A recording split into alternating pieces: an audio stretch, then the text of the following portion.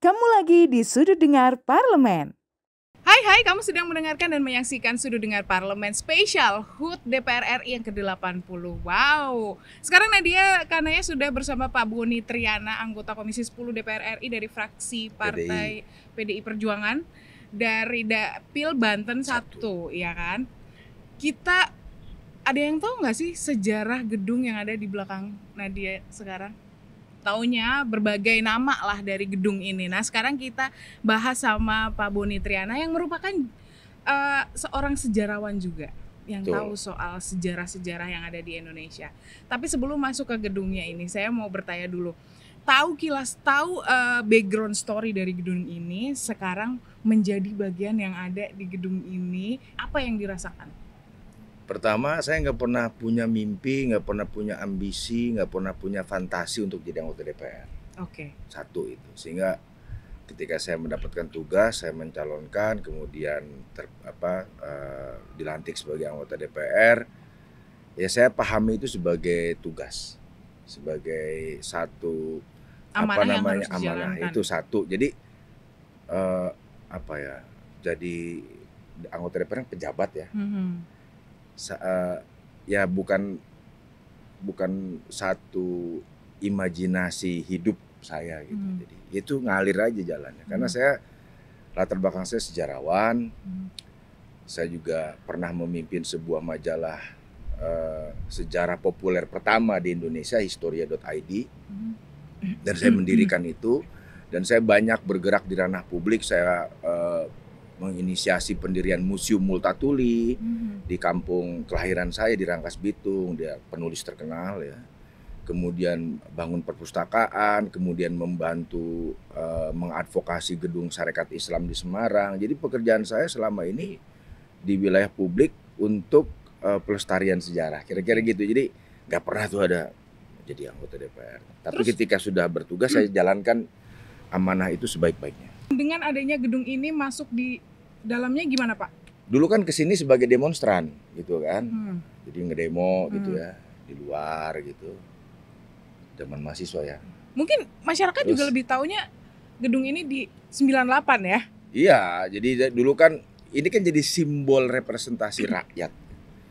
Jadi bayangkan sekarang ada 580 anggota DPR mewakili 280 juta rakyat Indonesia, dan disinilah berbagai macam kebijakan dan undang-undang itu dirumuskan dengan diskusi perdebatan, menjadi bagian yang tadinya saya biasa nulis sejarah, sekarang jadi saya bagian dari penciptaan sejarah itu sendiri. Itu yang saya pahami.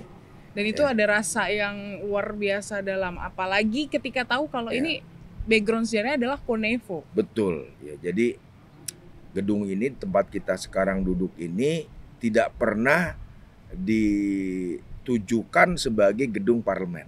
Oke, berarti awalnya semangatnya adalah Konevo itu. Tapi jadi, apa sebenarnya itu? Jadi gini, setelah Perang Dunia Kedua selesai, banyak negara-negara yang sebetulnya masih dalam kolonialisme Barat, masih banyak yang dijajah gitu. Nah, kemudian Bung Karno dengan teman-teman pemimpin ya dunia selatan, ya dunia ketiga lah gitu, mereka berkumpul menggagas satu pertemuan ya untuk mengadvokasi bangsa-bangsa yang belum merdeka tadi. Maka itu terjadi di Bandung tahun 1955 bulan April ya. Konferensi Asia Afrika, tujuannya ingin membantu kemerdekaan bangsa-bangsa yang waktu itu masih di dalam kolonialisme bangsa-bangsa Barat. Apakah berhasil? Berhasil. Dan KA itu bukan hanya event, dan Indonesia adalah event organizer-nya, bukan. Tapi itu sebuah gerakan kesadaran baru di kalangan bangsa-bangsa yang waktu itu baru merdeka, ingin memerdekakan rakyat yang senasib dengan mereka yang sebelumnya dijajah, untuk berdiri setara dengan bangsa-bangsa lain di dunia. Nah, ini kan berlanjut. Nah, kemudian singkat kata tahun 1962 ya, Bung Karno menyelenggarakan, pemerintah Indonesia dapat tugas untuk Asian Games. Maka komplek di parlemen di Senayan ini bukan hanya ini saja yang bersejarah, juga GBK. GBK. Nah, GBK itu kan juga TVRI. Itu disiapkan. Berarti satu komplek ini yang berada di belakang kita ya? Iya, itu disiapkan untuk Asian Games tahun 62. Tapi waktu itu Bung Karno menolak keikutsertaan Israel dan Taiwan. Nah, Israel ini kita tahu sekarang kan. Oke, berarti sudah ada jejaknya dari... Karena Bung Karno konsisten membela hak rakyat Palestina. Sesuai dengan semangat solidaritas Asia Afrika tadi. Dia konsisten ya. Kemudian dia menolak keikutsertaan Israel dan Taiwan. Taiwan itu dianggap sebagai negara yang bonekanya Amerika lah kira-kira gitu ya. Nah, akibatnya apa? Kita kena sanksi dari Komite Olimpiade Internasional.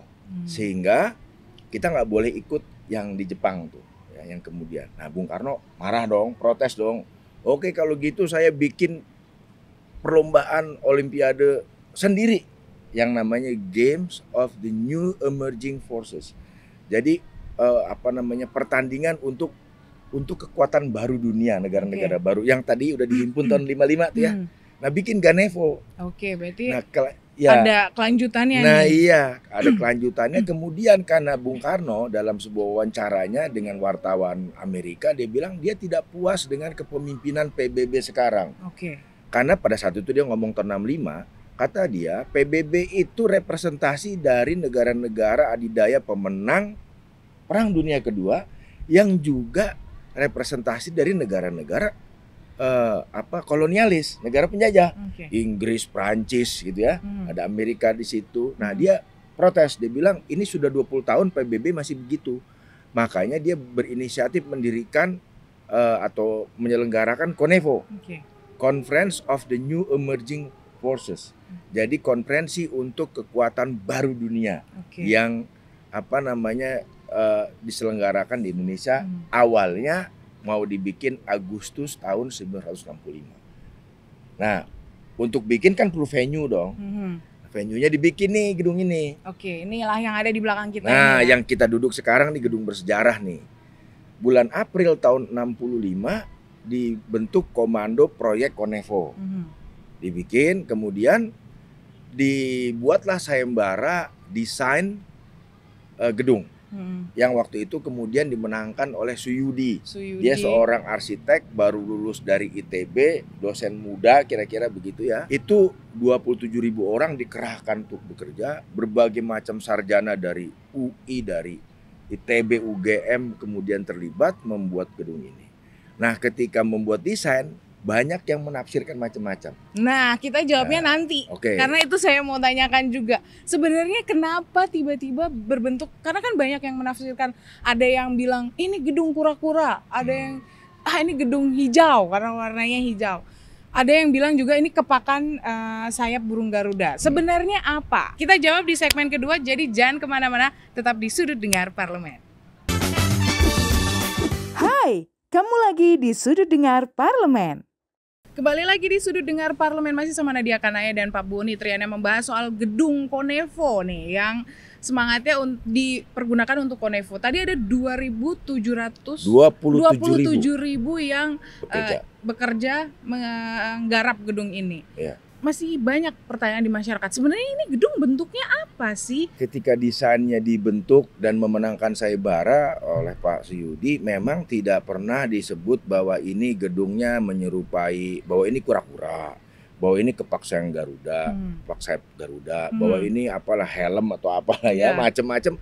Tapi yang pasti justru gedung ini justru menciptakan diskursus di dalam bidang arsitektur sendiri. Dan itu malah bagus ya, karena biasanya misalkan kalau di dalam desain arsitektur yang postmodernisme, si gedung itu tidak pernah didefinisikan mirip apa, tapi kemudian semakin dia berhasil menciptakan wacana diskusi, berhasil menciptakan polemik segala macam, itu makin berhasil.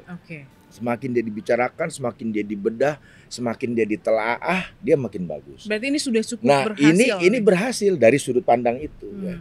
Bahwa kemudian ada yang bilang kepak sayap Garuda, oke. Bahwa ada yang bilang kura-kura, oke. Bahwa bilang gedung hijau, oke. Tapi ketika mendesain ini Pak Suyudi tidak pernah mendefinisikan ini mirip apa. Oke. Jadi kalau dilihat tuh lengkungannya itu kan nggak pakai kolom ya, nggak pakai pilar penyangga, dia melengkung gini aja. Ini sejalan dengan pidatonya Bung Karno. Jadi Bung Karno pernah menyampaikan pidatonya tentang pentingnya imajinasi, kekuatan imajinasi bagi sebuah bangsa. Kata dia begini, kalau arsitek atau desainer itu bikin jembatan, tiap 1 meter cagak, kata dia, tiap 1 meter cagak, maka sebagai sebuah desain itu nggak berhasil. Karena dia nggak punya imajinasi, nggak punya pengetahuan, nggak punya kemampuan untuk membuat satu desain bangunan jembatan yang melengkung, ya, kemudian nggak perlu pilar-pilar banyak itu dianggap sama Bung Karno tuh ketinggalan zaman. Nah, semakin modern maka dia semakin artistik, semakin bagus, ya, maka itu semakin hebat imajinasi seorang arsitek. Maka Bung Karno juga bilang pentingnya sebuah bangsa itu punya imajinasi. Mau apa nih negara kita? Kayak rakyat tuh kan punya imajinasi, hidupnya ingin makmur, hidupnya ingin sejahtera, terus ingin maju, ingin sesuai imajinasinya.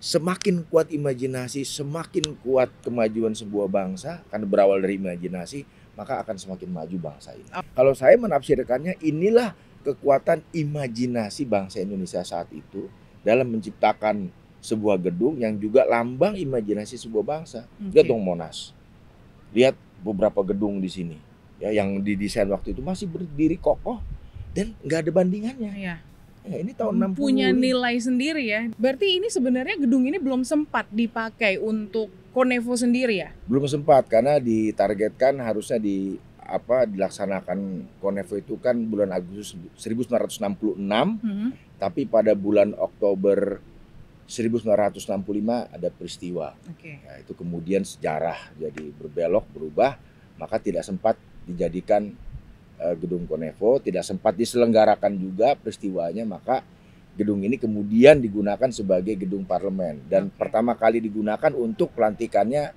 Pak Harto sebagai presiden. Berarti Pak Harto lah yang pertama kali menggunakan ini dan kemudian semenjak itu menjadi gedung DPR MPR.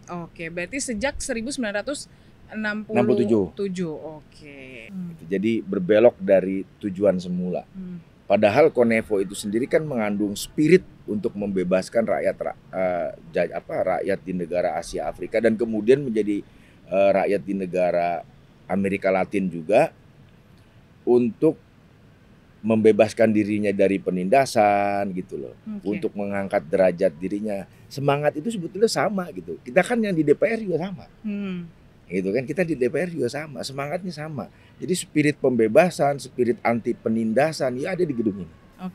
Jadi apa nih, kan kita tadi Bapak udah menyampaikan bagaimana semangatnya Bung Karno menghadirkan gedung ini untuk Konevo. Apa sebenarnya nilai yang bisa kita pelajari dari seorang Bung Karno ini untuk kedepannya? Ya tadi spirit pembebasan, spirit anti penindasan, spirit kemerdekaan. Itu kan menjadi tujuan yang mulia yang saat itu diyakini oleh para pendiri bangsa ini dan juga oleh sebagian besar dan seluruh rakyat di Indonesia dan di negara-negara bekas jajahan kolonialisme barat tadi, sehingga spirit yang masih ada itu yang sekarang kita lihat wujudnya di dalam gedung ini mestinya menjadi spirit atau nilai yang sama yang juga diyakini oleh seluruh anggota DPR. Itu ya. Terserap masuk semuanya ya. Jadi sejarah bukan hanya romantisme masa lalu, sejarah bukan hanya untuk mengglorifikasi suatu hal di masa lalu, tapi hendaknya dia juga menjadi pelajaran, diambil nilainya, diambil spiritnya yang menjadi modal kita nih untuk kerja gitu loh, melakukan sesuatu untuk masyarakat, untuk rakyat gitu ya. Karena kalau dilihat 80 tahun itu kalau umur manusia mungkin tua. Tapi buat umur negara itu masih muda. Kenapa saya bilang masih muda? Ibu saya lahir setahun setelah Indonesia merdeka pada masa revolusi. Ibu saya sekarang masih dalam keadaan sehat. Artinya kemerdekaan itu baru satu generasi. Ya dong. Iya dong kalau dihitung dari umur ibu saya lah, atau masih ada sekarang yang lahir tahun 45, masih banyak, masih pada sehat. Itu baru satu generasi. Artinya kehidupan kita di masa kini itu eh, langsung atau tidak mewarisi juga cara-cara hidup di masa lalu yang masih ada. Nah, ini yang harus dikikis habis. Apa tuh kolonialisme? Yang wataknya ya, bukan secara fisik kolonialisme ada di sini, wataknya. Feodalisme, wataknya. Nah, wataknya itu yang masih ada hari ini ya harus kita lawan. Kita harus egaliter. Nah, semangat waktu itu, semangat kemerdekaan itu egaliter tuh sama rata, setara. Ya kan? Saya anggota DPR sama rakyat, bosnya rakyat dong, orang kita wakilnya. Gitu. Artinya jangan membangun jarak. Itu saya pikir pesan atau nilai yang harus kita pegang sampai hari ini, yang diwariskan melalui wujud gedung ini, di mana di baliknya tuh ada nilai makna filosofisnya. Nah, itu makna-makna filosofis inilah yang harusnya juga nyampe ke generasi-generasi kita. Generasi-generasi muda yang harusnya melanjutkan Indonesia nanti ke depan jauh lebih baik dan jauh lebih maju. Kita masih akan membahas terkait dengan Gedung Konevo dan sejarah-sejarah yang bisa memberikan kontribusi kita nanti ke depannya bagaimana menjalankan negara ini. Tapi nanti kita lanjutkan di segmen ketiga. Jadi jangan kemana-mana, tetap di Sudut Dengar Parlemen. Hai, kamu lagi di Sudut Dengar Parlemen. Kembali lagi di Sudut Dengar Parlemen, masih sama Nadia Kanaya dan tentunya sama Pak Boni Triana untuk membahas soal sejarah dan bagaimana nanti kita ke depannya. Nggak bisa kalau Nadia sendiri ya belum terlalu paham ini sejarah-sejarahnya. Sama halnya juga masyarakat saat ini, mungkin anak-anak muda tadi saya sudah menyampaikan, tidak semuanya. Mungkin ada sebagian yang memang tertarik dengan sejarah atau mungkin tahu. Tapi bagaimana Bapak, menurut Bapak, ketika anak-anak ini mulai generasi-generasi muda ini tidak lagi aware dengan sejarah? Jadi gini, kita seringkali salah memahami sejarah itu karena sejarah memori kolektif itu tidak pernah dihadirkan di ruang publik. Jadi cuma dipelajarin di ruang akademik, dalam hal ini di sekolah, di ruang kelas, habis itu hilang. Nah, sekarang penting mengembalikan memori kolektif itu ke ruang publik. Kenapa saya katakan penting? Jadi gini, ruang publik, sejarah itu menjadi bagian yang yang melekat pada publik ya. Contoh tadi, kenapa orang nggak pernah tahu tentang sejarah parlemen atau sejarah kawasan ini? Karena penandanya nggak ada, misalkan. Penandanya itu? Begini, kalau kita jalan-jalan di Amsterdam misalkan ya, ini hal kecil lah. Kalau kita jalan di trotoarnya itu, tiba-tiba kita menemukan satu plat dari Kuningan gitu dibikin kecil. Situ ada keterangan. Disinilah keluarga, misalkan keluarga Franz apa gitu ya, pernah tinggal. Dia diambil oleh Nazi Jerman ke kamp Auschwitz tahun sekian gitu ya, tahun 43 misalkan. Dan kemungkinan meninggal di sana. Jadi itu rumahnya udah punya orang.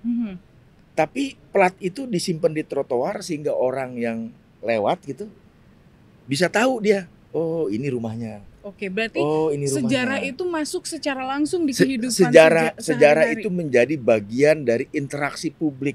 Karena pada esensinya sejarah itu kan ingatan kolektif masyarakat. Iya. Dia bagian dari perkembangan masyarakat itu sendiri.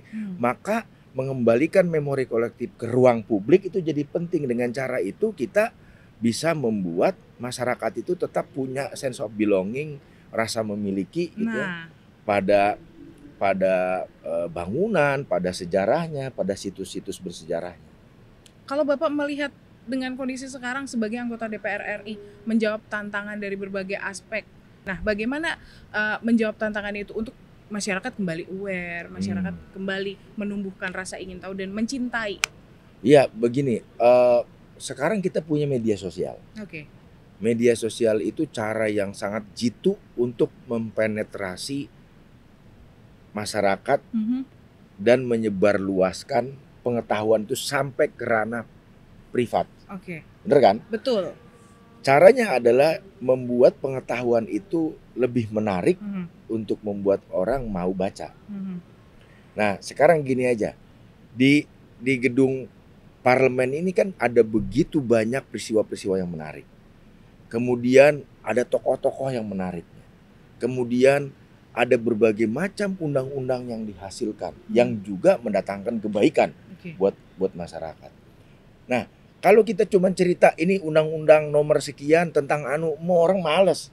Saya aja males kali bacanya, gitu. ya kan? Tapi kalau diceritakan bagaimana proses undang-undang, saya kasih contoh ya. Tahun 73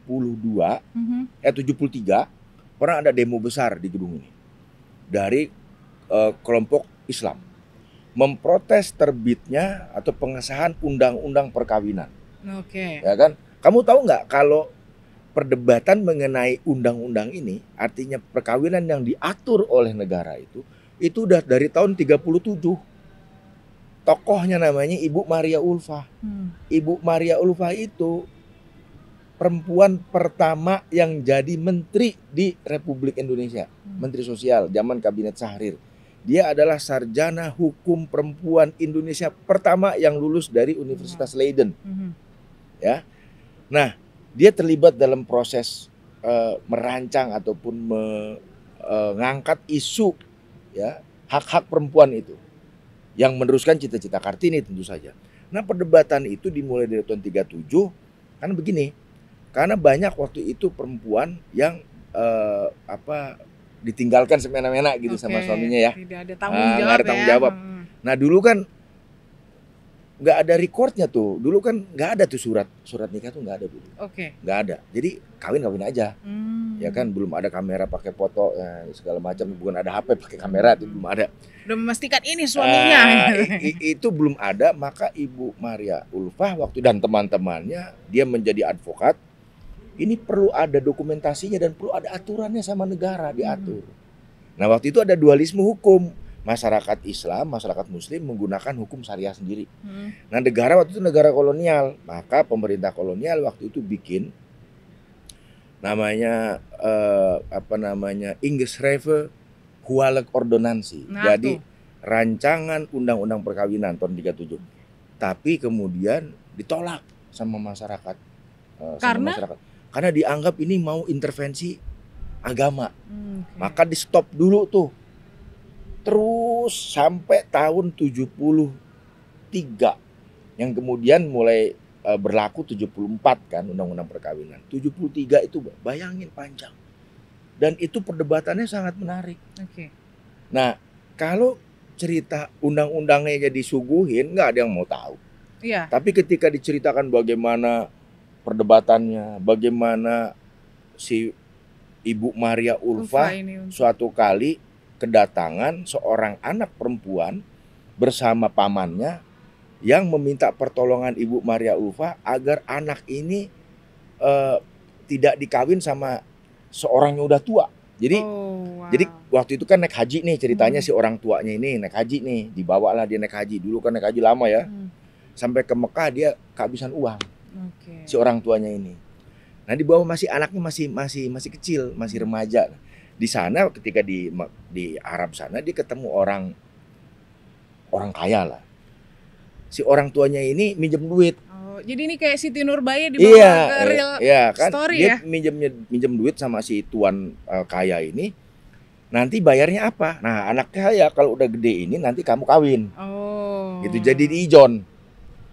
Nah, ketika si anak ini udah besar, udah remaja dan udah umurnya mungkin 17 atau 16 gitu ya. Si tuan kaya ini pulang ke Indonesia, ya ke Jawa gitu, nagih. Janjinya. Ini anaknya udah belia kan, udah remaja, mau dikawin. Si anaknya nggak mau, nolak.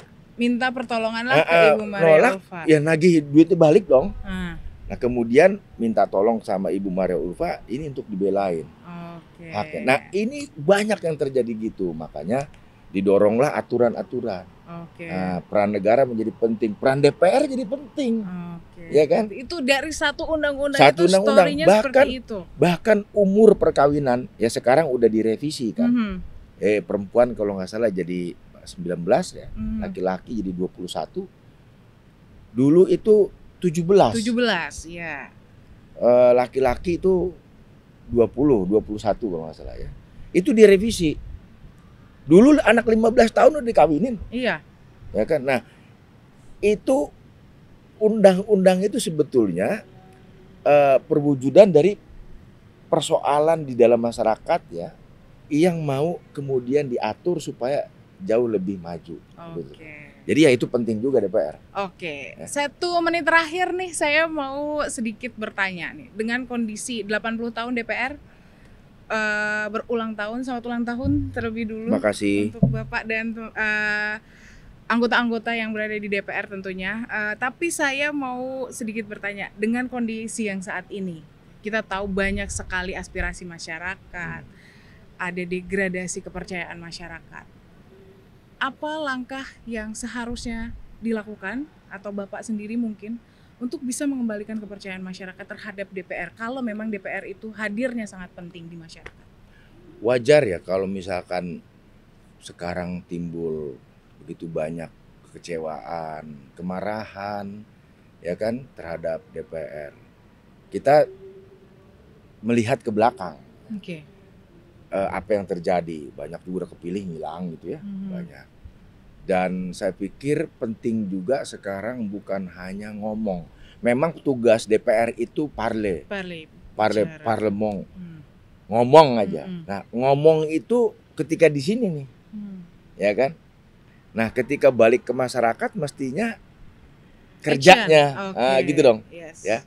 Ketika di sini kita harus cerewet nih ngomong, apa dong ngomongin ini masalah. Saya di Komisi 10 bicara tentang pentingnya sejarah, pentingnya pendidikan, pentingnya guru sejahtera, pentingnya pelajaran itu kualitasnya semakin bagus, rasio guru dan murid makin ideal. Balance, ya.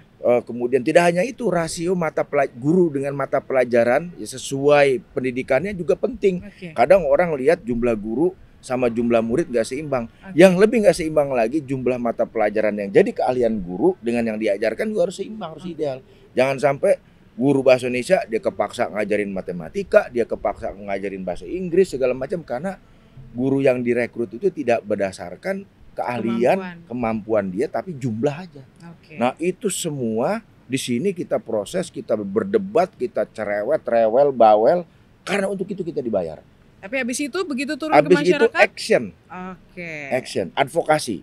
Ya, gitu. Berarti yang harusnya dilakukan adalah action ya, karena, masyarakat menunggu action. Karena mereka yang gaji kita, mereka yang pakai pajaknya menggaji kita. Oke, baik. Terima kasih Pak Boni Triana sudah meluangkan waktu di Sudut Dengar Parlemen. Semoga di 80 tahun DPR RI ini semakin jauh lebih bisa memberikan yang terbaik untuk masyarakat, hadir di tengah masyarakat dan bermanfaat tentunya untuk masyarakat. Dari masyarakat kembali ke masyarakat. Akhir kata saya Nadia Kanaya, Pak Boni Triana dan kerabat kerja yang bertugas undur diri. Terus saksikan Sudut Dengar Parlemen di episode-episode selanjutnya. Bye. Selamat ulang tahun DPR RI ke-80. Bye. Terima kasih Bapak. Sama-sama Nadia.